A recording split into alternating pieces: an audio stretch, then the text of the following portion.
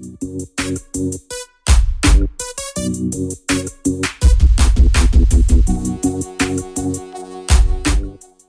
up, everybody? It's CeCe from Sound on the Hill, Sound Everywhere, and today we are here with Chris Voice. What's up, Chris? What's going on? How you doing? I'm doing good, man. I'm blessed, man. I'm living life, man. I'm feeling good about everything I got going, and I'm glad to be here with you, man. Good. Okay, so tell me a little bit about yourself. Man, well, I'm from Hobson City, Alabama. You know what I'm saying? It's about 2 hours away from here. Shout out to Huntsville, man. I'm down here performing this weekend. Hey. I used to be in this group called Hamilton Park. We were signed to Atlantic. I was discovered by Andre Harrell. You know what I'm saying? That's the same guy that discovered Jodeci, Guy, Mary J. Blige, Al B. Sure. Heavy D was his first artist. You know what I'm saying? So he really made sure that niggas could sing, for lack of better words. You know what I'm saying? I remember him coming to the house that we had in Atlanta before he signed us and everything, and took us through a very rigorous artist development phase, something like P. Diddy the Band.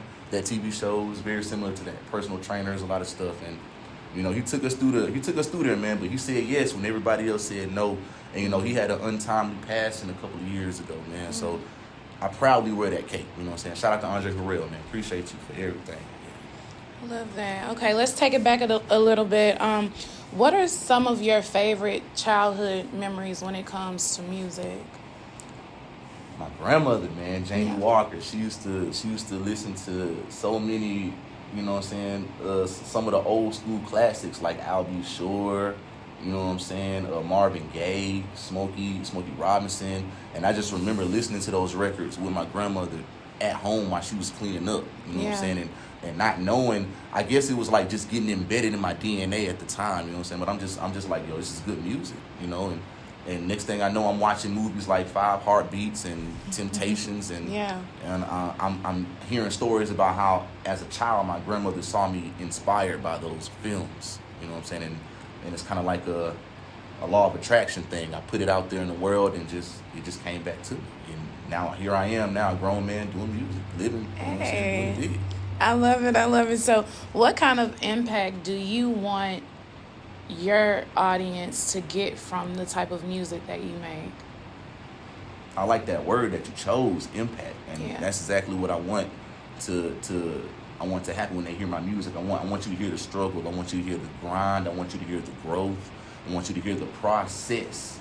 You know what I'm saying? Not just show you the glitz and glamour, because I come from Hobson City, Alabama. You know what I'm saying? We only got one traffic light down there. So how dare you try to act like you was born with a silver spoon in your mouth? You know what I'm saying? You got to be able to show people both sides. So I want people to hear the drive, the ambition, the consistency, and the development in my music. And even when they look at me as a brand, you know what I'm saying? Just the whole independent standpoint. I love what I do, and I believe in myself, and that's what it takes when you're doing this sort of thing. You just got to just step out on faith and just assert that confidence, you know what I'm saying? And that's what I want people, especially my children, you know what I'm saying, when they get older and they watch these interviews and they see shows and stuff, I want you to understand that it's about not giving up on yourself. You know what I'm saying? I want you to, when you look at me, I want you to see not giving up. This is what it looks like when you don't quit, when you don't accept no matter what happens, the trials and tribulations, you know, the whole situation with my group, you know what I'm saying? It doesn't matter. You just keep driving, keep going. You know what I'm saying? And by the way, that's no bad blood. Me and my group, we're very good. Me and Anthony got a pool party coming up on the 4th. Hey. We just did a show in Anderson, and we got another one coming up. So Hamilton Park's doing good. You know what I'm saying? It's just a touch and go thing with life. You know what I'm saying? You live and you learn. You know? Okay, let's touch on the group a little bit. So you were actually the former lead singer in the group, right? Yes. Tell me about that experience. I mean, well, that was a hell of an experience. You know what I'm saying? Like I said, I'm from Hobson City, and when it was bestowed upon me to be the lead singer, it was like, are you sure? You want me to do it? You know what I'm saying? You know, he sound good too, you know, but everybody felt like I had the personality, I had the whatever, you know what I'm saying, face, persona, image, or whatever. So I had to step out there and lead the guys, man. And they were so, you know, and it's different to be the lead singer, but you know, and to be propelled by the group. Everybody's okay with that. Like, bro, you the lead. You know what I'm saying? Stand on that. Stand on business. You the lead singer. You know what I'm saying? Give that lead singer persona. So Yeah, shout out to the guys, man. It was a great experience working with them, man. You know, everything we took a hiatus, you know what I'm saying? But really what happened was we developed into men. You know what I'm saying? We started having kids, you know, we started living life. So that took us in different directions. Anthony started acting and doing plays. Marcus is really working really close with children. That's why I had to tap in when bro said that they got the open mic tomorrow for the kids. You know what I'm saying? I know my bro loves stuff like that. You know what I'm saying? Like, you know, us as men, we starting to give back to the kids and the next generation in our own way. You know what I'm saying? So it makes a lot of sense. Nice. So how hard or easy has your transition been from group lead to solo artist? Oh, man, I got to be transparent about that. I ain't got nobody to hide behind now. You know what I'm saying? Like, I ain't got nobody to hit the choreography with. It's all on me. I ain't got no backup, singers, nothing like that. You know what I'm saying? So it's just all just me on that stage by myself. And sometimes when I'm up there, I do miss looking to my left and seeing Royce, or, you know what I'm saying, looking to my right, seeing Ant, you know what I'm saying? I do miss that, but, you know, everybody's on their own solo endeavors now doing big things, and it's amazing that we can tap in with each other and collaborate with each other. And, you know, with my single, and like I said, me and Ant got a pool party coming up in a couple of weeks, and we're just working together freely, you know what I'm saying? Can't nobody tell us what to do, the label can't, we don't know about that one. It's just we stepping out there and we doing what we want to do. More vulnerable, more intimate. Yes. And at first, from being when coming into the music industry when we came in, it was the total opposite of what it is today. Like, being vulnerable and exposing yourself and who you really are is more attractive. Yeah. Versus it was like, you know, you lay in wait and you drop a single at midnight, drop your whole project. Nobody knew it was coming. You know what I'm saying? Well polished, well development, years of artist development before anybody even sees you. But now, the more real you are and the more straight out the box you are with people, you know, you get further. The more you get respected. Right. I love that. Yeah. Okay, so give me 3 words that describe your style and influence as an artist. 3 words. I would say, I have to say cool first and foremost. Okay. Second, I'm going to say smooth, of course. You know what I'm saying? It's playing off the cool again. And last but not least, because I've always heard this about myself, just nonchalant. Nonchalant. You know what I'm saying? Because at the end of the day, I'm going to be me. And I don't care how you feel about it, but I'm going to be me tomorrow. And I'm going to be happy about it. You know what I'm saying? Yeah. No matter what you say. You feel me? Absolutely. Right. Tell me about your single. How did that come about? It's Body, right? Yeah, Body. Yes. Body. And I dropped Body on New Year's Day of 2023 on midnight. I wanted to make sure that as people was counting down from 10, as soon as you got the 1, you was able to download my single. You know what I'm saying? Okay. On the independent standpoint, but the body record is more so of a women empowerment record. You know what I'm saying? Because I know if you go and watch the video, I chose to pick performers, like, instead of like models and stuff like that. You know, I have a contortionist in the video, and I have an aerial dancer, and I have a lyropole dancer, and that's 2. They do 3 totally different things, but they're, for lack of better words, they're circus performers, to be honest with you. That's what they do on a regular basis. So they had never done anything like that before. So that was, you know, with me never booking anybody like that to be in the video and them never doing anything like that, it was the first time for both of us. And it turned out great. But when people see that visual, I want people to be inspired,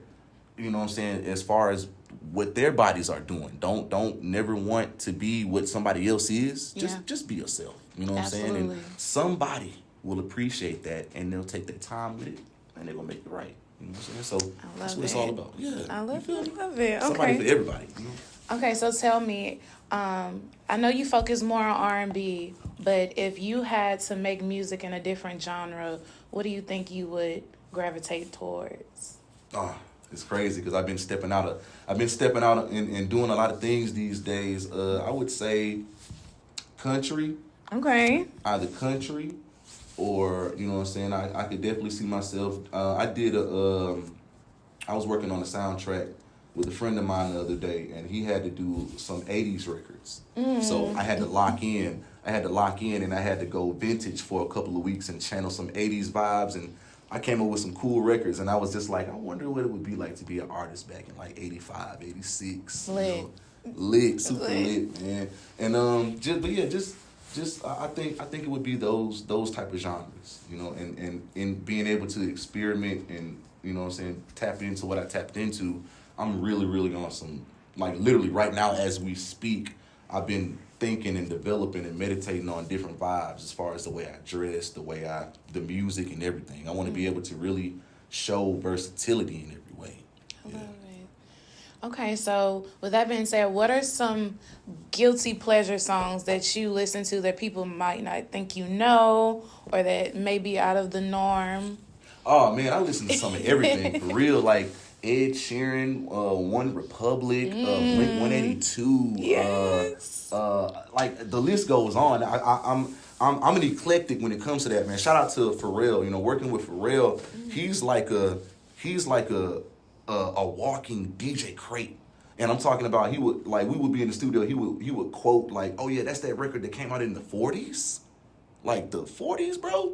And you can just go through your mental and just, yeah, that's that record, that's that sample. Because that's all he does all day is just sit back and create, you know what I'm saying? So just I feel like just every it's a lot of records out there. I don't know the artist in particular, but I love to expand my palette on music. You know, sometimes I do close in and then, you know, I'm Future, Gunna, you know what I'm saying, Young Thug for a couple of months, but every now and then I'll step out, especially around the summertime. You want to hear those good vibes, you know, different music. You feel me? Yes.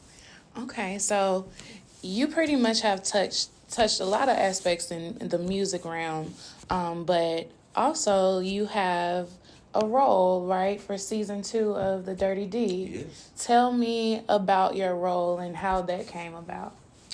And it came about just, you know, being an independent artist on this independent path. I was sitting at the crib just like everybody else, you know what I'm saying? I like to talk about doing normal things. You know, I'm sitting at the crib, chilling, having a drink, you know what I'm saying, pop Tubi on. Trying to find an independent film, something.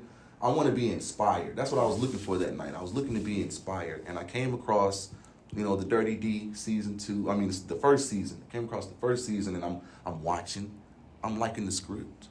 I'm liking the way that it's shot. I'm liking the camera angles. I'm liking the energy that I'm getting. Just by watching. Just by watching it. You know what I'm saying? And I'm like, you know, it made me sit up just like this here. You know what I'm saying? I'm like, hey, I like that. I want to see if the director or the writers are tangible in any way. So I started looking up the actors. I started looking up the director. You know, shout out to Miss Lisa Brown. When I reached out to her and found her Instagram, she was having a audition for season 2. Now, mind you, I'm in Hobson City, Alabama. But as soon as I saw that on her Instagram, I immediately made adjustments to be able to drive up there 14 hours all the way from Alabama to Detroit, to the place where they were doing the meeting for the auditions. And I was there 30 minutes early. So when she opened the door, I got the number 1. Hey. So I was the first person she saw. And then I went up there, delivered the lines, did the audition. She asked me about myself. I told her I was from Alabama. Told her I drove all the way up here for this moment only. I don't know what's going to happen, but I wanted to be here. I love what y'all doing with that show. And it reached me all the way down there in Alabama. She gave me a role on the spot. And that comes from just being on time, or you know, comes from a lot of things. Being on time and being prepared, so you don't have to. You stay ready, so you don't have to get ready. Absolutely. You know, because even at that time, I had just got off a stand-in gig. I was standing in for I stand in a lot too on the film side. That's where I got my early exposure for the acting. Then I started doing photo doubles and stunt doubles for Quavo, of all people. Oh, wow. Okay. How was that? It was fun. It was cool. Yeah. I mean, I feel like everybody else manifested that because I get that all the time. Oh, you look like one of the Migos. So I feel like that was everybody else's law of attraction bringing that to me. Next thing I know, I'm doing the Praise This. The background thing I was doing on there, I was in a small intimate scene where Quavo was in the studio and Chloe walks in with her cousin in the movie. And me and my friends are standing there. We're Quavo's posse, you know what I'm saying? So from there, the casting director saw me and she was like, you know, Quavo's finna get ready to do another movie and we think that you would be a good double for him. So I was able to go and take that trip for a while. And I was fresh off of doing something like that when I saw the audition for Dirty D. And went up there, so I'm just all over the place. When I see something and I feel good about it, I gotta go give it energy because I feel like I'm gonna get something good back. You know what I'm saying? Love it.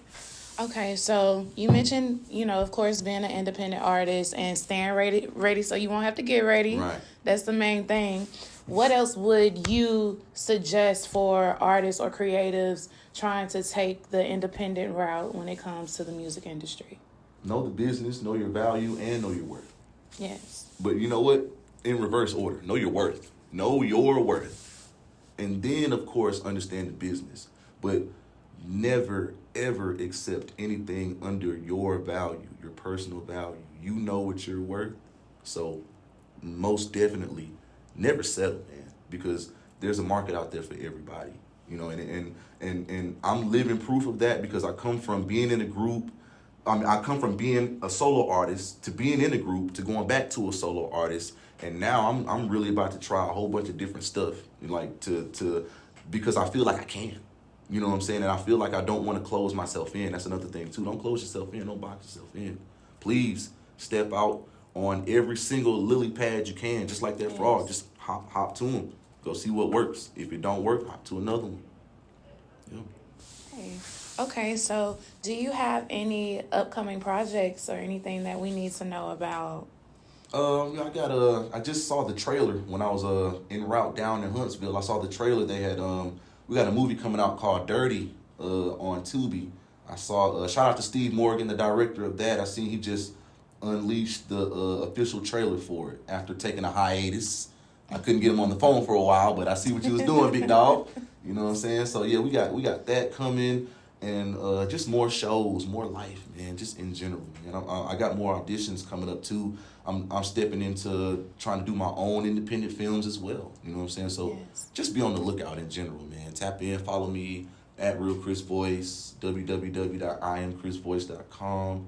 Chris Voice on Facebook, man. Just keep up with me because I'm running around like a chicken with my head cut off, doing everything. And you got a performance here tomorrow. Where is your performance? At the camp, man. Hey. And I've been looking on it. I've been looking at it on social media and stuff. It looks like a very cool place. I'm excited, very eager to perform there, man. I'm very eager to go get some content and just be fun. Touch the people. You know what I'm saying? Just spread around my music and promo and vibe.